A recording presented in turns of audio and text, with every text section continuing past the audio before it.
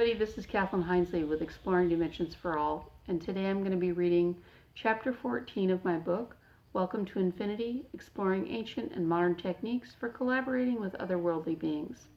Chapter 14 is called Vibrating to a New Rhythm, and it deals with research which suggests that ancient peoples may have known about vibratory rates that could be caused by various types of energies and different kinds of building materials, and may have incorporated these into stone structures and pyramid complexes and sacred sites in order to produce certain kinds of states of consciousness.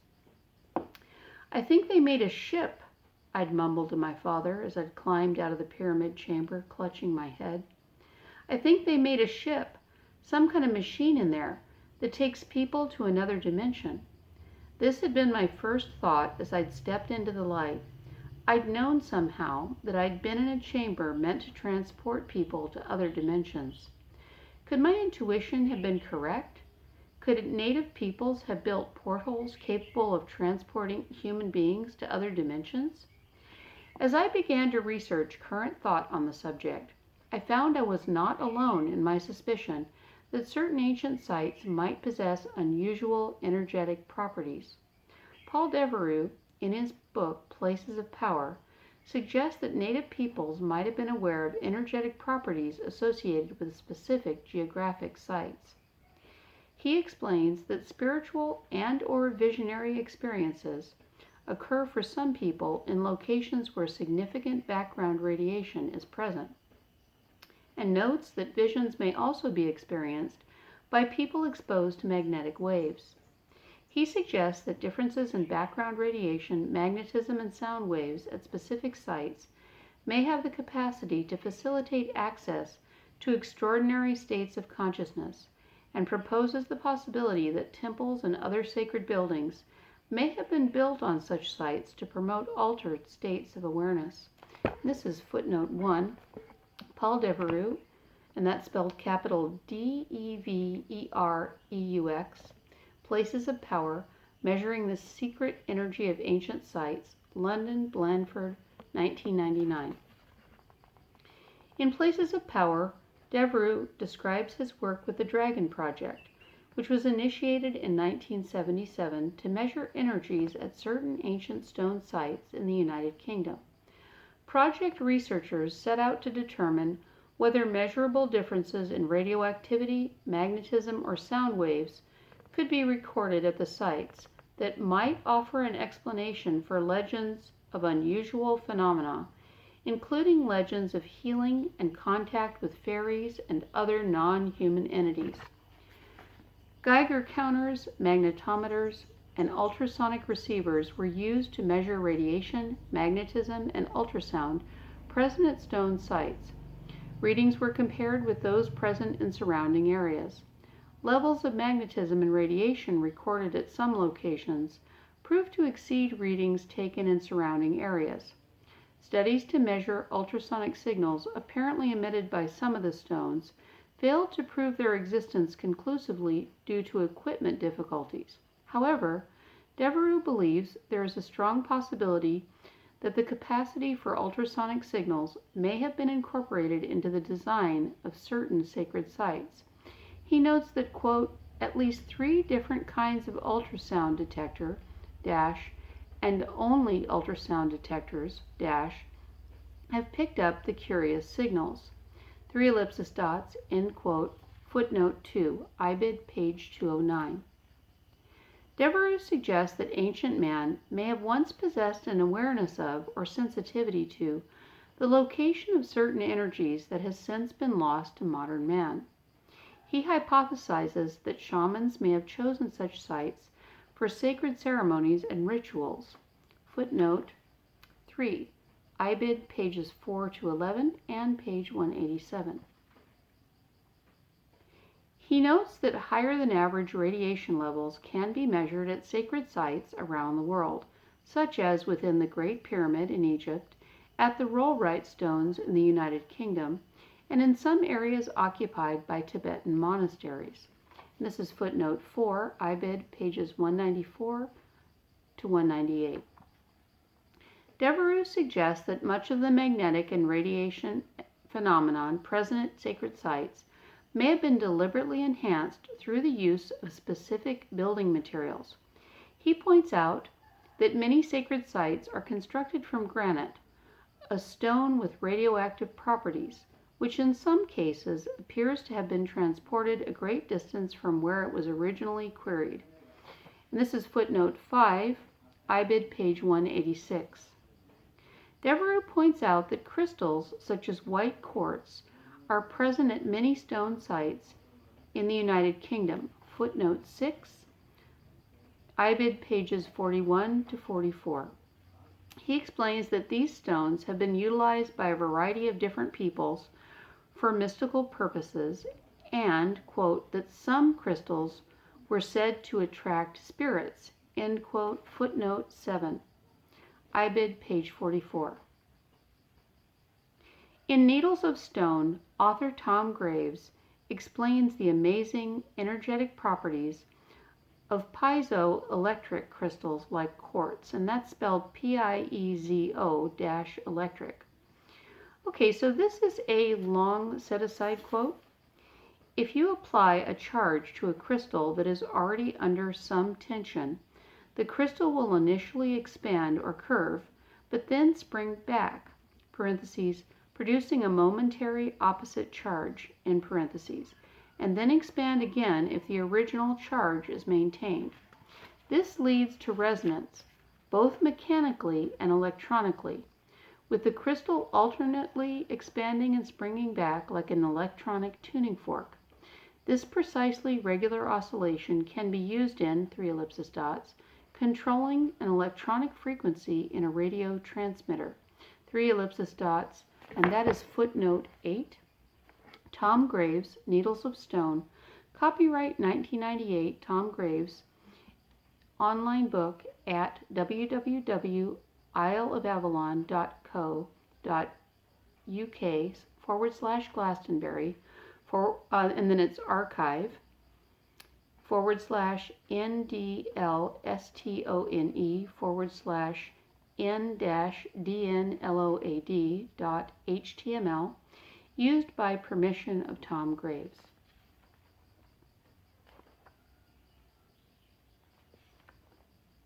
Okay, so that was footnote 8. Okay. Reading the above reminded me of how it had felt to contact my spirit guide, like tuning into a radio station at a specific frequency. Could native peoples have utilized crystals to tune into specific dimensional states, to contact otherworldly beings? Devereux explains that, quote, a voltage passed across a quartz crystal will cause it to vibrate at high frequencies, end quote, footnote 9. Devereux, Places of Power, page 44. Could such frequencies have facilitated contact with beings operating at higher ranges of the light and sound spectrum?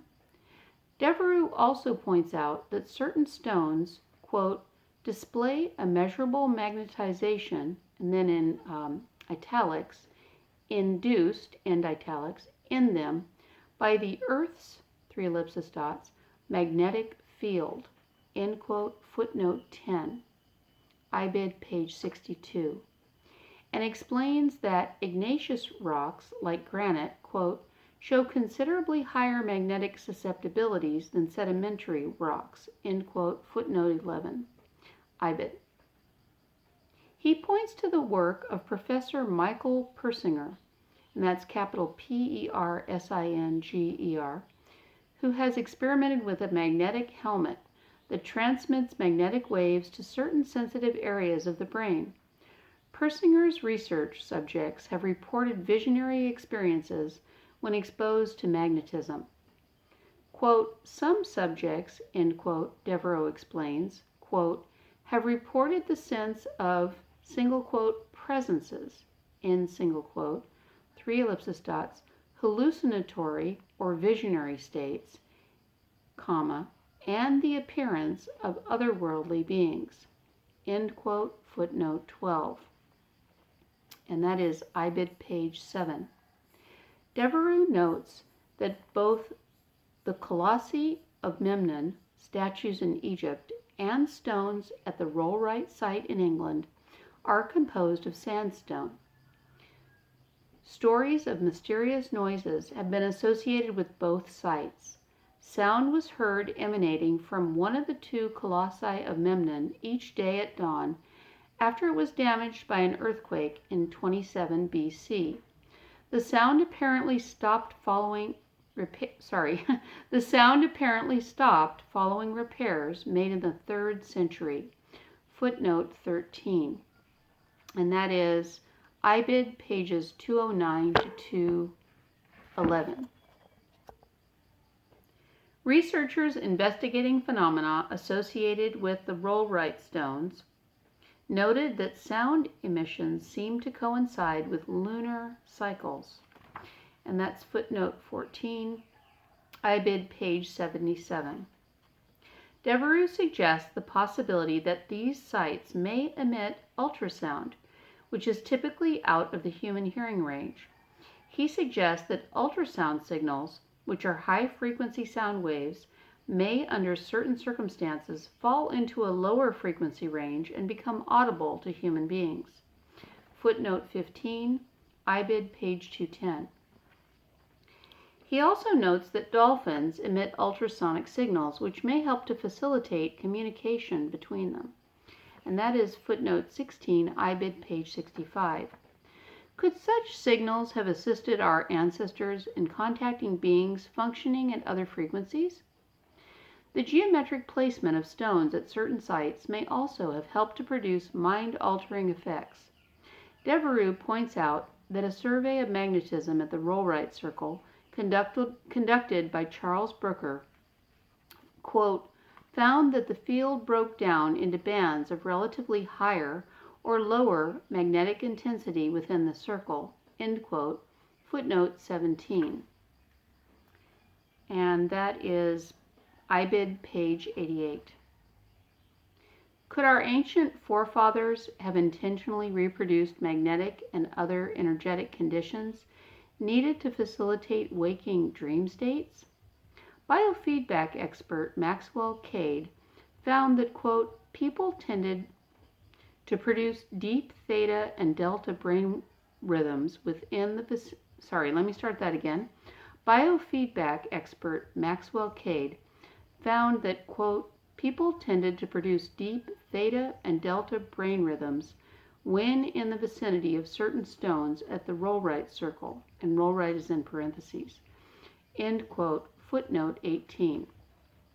And that is IBID page 92. It is the theta frequency range, the one of dreams and visions, that seems to offer the greatest possibilities to those interested in communication with spirit beings. Theta brainwaves provide a gateway to a realm where time and space pose no obstacle to movement, and one has ultimate freedom. Devereux also points out that areas with high background radiation can be associated with unusual temporal experiences. Quote, the percipient is momentarily lifted out of his or her space-time and a view of the past or possibly future, or possibly futures in parentheses, flashes into awareness, end quote, footnote 19. IBID page 194. A different experience of time has, as previously noted, also been described by near-death survivors. While it appears that monuments at sacred sites may have been constructed to help our ancestors see or hear into other realms, it is clear that many of them were built with the intention of welcoming spirit beings into the physical realm. Throughout Egypt, India, Mexico, Cambodia, and many other countries where people embraced a pantheistic tradition, religious complexes were dedicated to specific gods, goddesses, and a host of other non-human entities. Statues of deities were erected in their honor, and stone carvings were etched on temple walls to welcome in their presence. For centuries, the pious in many countries have made pilgrimages to worship idols of celestial beings and have performed rituals before them. Close examination of some of the rituals connected with the creation of sacred images and idols brings to light the possibility that native peoples may have used a kind of vibratory science to create physical homes for otherworldly beings. Special consideration was given to the materials used, and sound rhythms created by drumming, singing, and chanting were often employed in their construction. Could such efforts have helped to bring objects into a specific vibratory state? In Temple of the Cosmos, Jeremy Nadler sheds light on ancient Egyptian practices. This is a long set-aside quote. Important rites were performed upon the statue that had the effect of, quote, opening, end quote, it toward the specific spiritual forces that the goddess mediated. Through a combination of skilled craftsmanship and the performance of certain specific sacred rites, the statue could become the physical vehicle through which the goddess manifested as a tangible presence on the material plane. And that's the end of the long quotation, and it's footnote 20. Nadler, Temple of the Cosmos, pages 135 to 136. Reading the above reminded me of how it had felt. Actually, that's the wrong page. Sorry about that. If sound has the capacity to affect the shape of matter, it makes sense that sound could potentially affect the vibratory rate held by a physical object. Because the atomic and subatomic particles which make up a material object are in constant motion, it is certainly possible that these movements, which are nothing more than energy waves, could be affected by outside energy waves like those produced by sound. Could native peoples around the world have identified specific vibratory rates associated with spirit entities, and then created physical environments within which such vibratory rates could function and take life? This has certainly been the intent of shamans responsible for the rituals involved in the creation of idols and other sacred images. In many pantheistic cultures, gods and goddesses were not just identified with a particular type of energy or force, they were thought to embody that energy or force. Gods and goddesses of love, war, peace, fertility, etc. were appealed to when such energies were needed. Images and idols of these gods retained vibratory energies, which could be passed to humans in their presence. Ancient peoples throughout Egypt, Greece, Mexico, and elsewhere visited physical structures dedicated to celestial beings.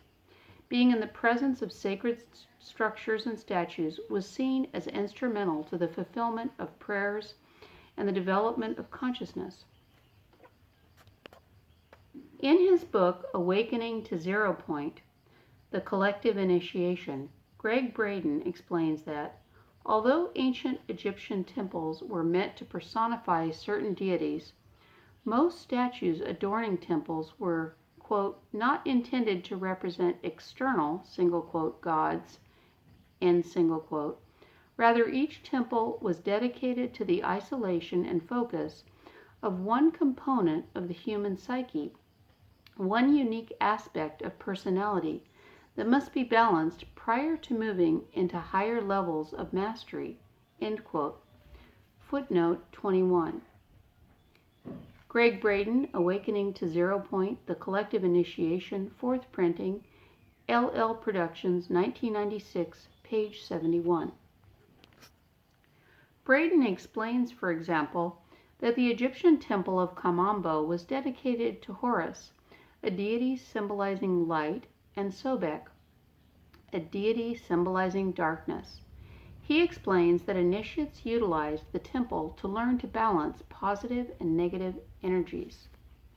This is footnote 22. IBID, page 73.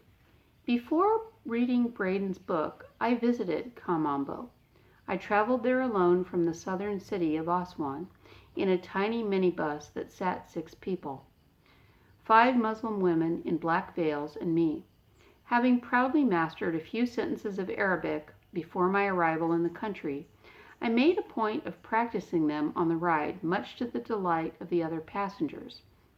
They laughed and laughed at my comically poor pronunciation of simple words, and I took comfort in the warmth of their smiles. On the way I raised my hands in the air several times as the bus made stops. "Kamambo? Kamambo?" I asked again and again. I couldn't read Arabic, and I didn't want to get lost in the desert. "La, la, no, no," my fellow passengers kept saying. Finally we arrived at a dusty fork in the road. "Kamambo!" my compatriots shouted, ushering me out. It was a long walk from the highway to the temple along a dusty village road. As I proceeded towards the temple, I saw a tour bus and a small shop with a telephone, but no tourists. When I reached the temple steps, I saw figures of Egyptian gods created in a much different style than the figures I'd seen in Luxor. A sign at the entrance explained that Kamambo had been built during the Greco-Roman period, from 181 BC to 219 AD, a time when Greeks flooded into Egypt, took on the Egyptian religion, and built their own temples in the country. The tour book I'd brought with me explained that the temple had been used for healing rites. I sat down to meditate, as I had at many other sacred sites, to see if I could sense anything about the temple's history. Within a few minutes I had a curious sensation. I began to feel the sensation associated with being in question. It was the feeling one gets when trying to make a decision or come to an understanding about what is true. A feeling of wondering about something and being divided exactly in two, in between answers to a question. In that state, the state of being in question, a person is completely open. There is an awareness of wanting to know something and a willingness to admit to not having the answer. It was a feeling of being equally divided between one answer and another, a feeling of total openness mixed with expectation. Was I picking up the energy the temple had been constructed to transmit? Was the energy of being in question somehow related to balancing the energies of light and darkness? Did achieving this balance, as Braden suggested, represent an important step in spiritual development? Many scholars suggest that temples in ancient Egypt were once used for initiation ceremonies. Perhaps candidates were meant to absorb wisdom from statues and temple walls, infused with specific vibratory patterns meant for that purpose. In his book, The Sign of the Serpent, Mark Balfour describes the role played by vibration in the creation of icons. Quote, "The elaborate rituals surrounding the preparation of the icon are not without purpose or effect. Any object subject to veneration receives single quote vibrations, end single quote, or psychic energetic impulses, and once charged retains them," end quote, footnote 23. Mark Balfour, The Sign of the Serpent, The Key to Creative Physics, Dorset, Prism Press, 1990, page 75. Balfour's comments suggest that thought directed by conscious effort may also play a role in the setting of appropriate vibration. The Maoris of the Polynesian Islands believed that certain types of energies dwelt within matter. For example, a person's hua, a kind of spiritual energy, quote, was thought to extend beyond a person, like penumbra. It lingered in his fingernail parings, spittle, or cut hair, and it hovered above his footprints or chair after he had passed on. End quote. Footnote 24. F. Allen Hansen and Louise Hansen, Counterpoint in Maori Culture, London, Routledge and Kegan Paul, 1983, page 66. The Maoris believed that hua energy could be identified by making contact with material objects that had come into contact with it. In their book, Counterpoint in Maori Culture, F. Allen and Louise Hansen explained that, quote, the penumbric property of hua, actually it's ha'u, sorry, it's H-A-U.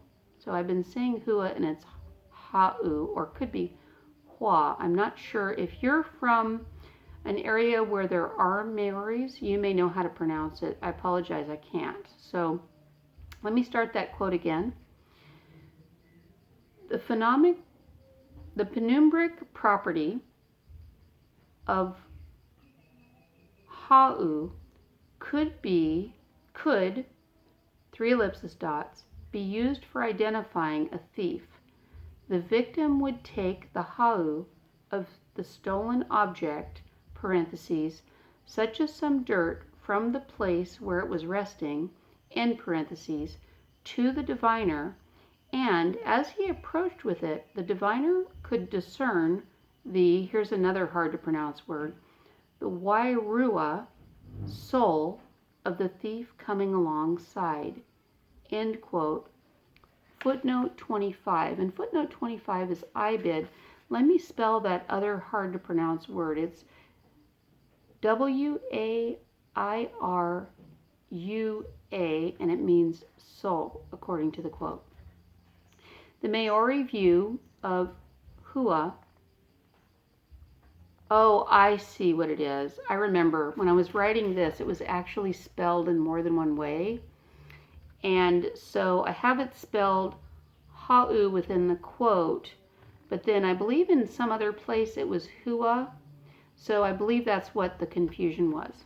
Okay, the Maori view of hua, so now I'm going to pronounce it like that, and that's H-U-A, would seem to require a universe with certain properties. Such a universe would necessarily be one in which the vibratory energies of material objects and living beings could on occasion become intertwined. In such a universe, a person could exchange energy with a material object and vice versa. By holding an object, one would impart some of one's essence to it.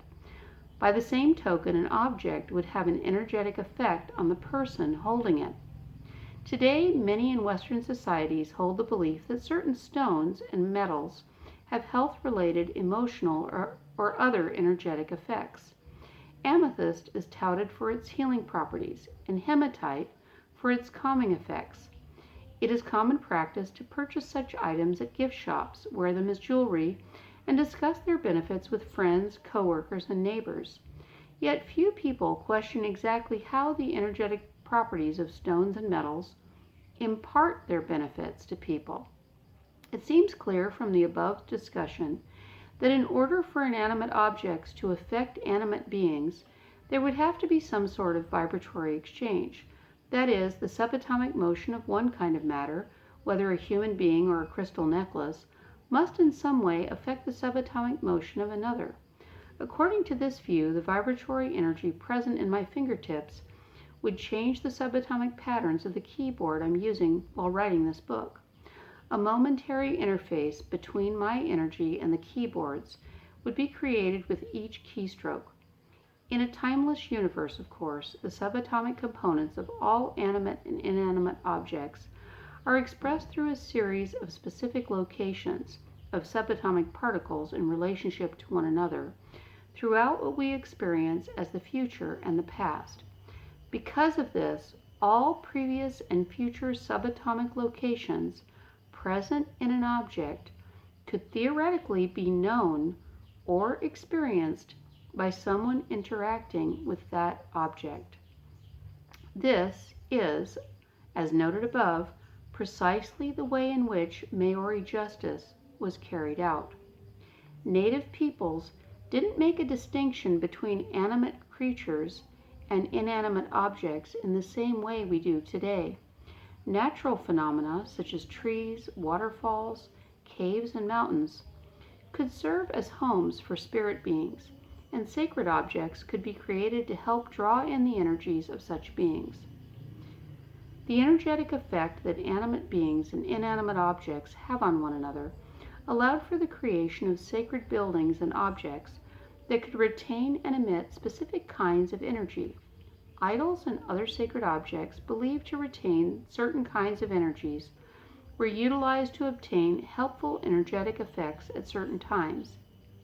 For example, in Maori culture, quote, a ritual act designed to enlist the aid of a deceased ancestor in easing a difficult childbirth, required that music be played on a flute made from one of his bones. End quote. Footnote 26, Ibid, page 57. And, quote, rudely carved stone images were placed in sweet potato fields during the growing season. End quote. Footnote 27, Ibid. Regular contact with sacred images and idols, then, provided yet another means for making contact with the spirit world. But why? Why was contact with the spirit world seen as so important? It's clear from the above discussion that one benefit to be gained from human-spirit contact was an elevation in consciousness made possible by a change in vibratory influence. At Kamambo, two spiritual energies, one embodying light and one embodying darkness, were melded together to produce a third energy, balance.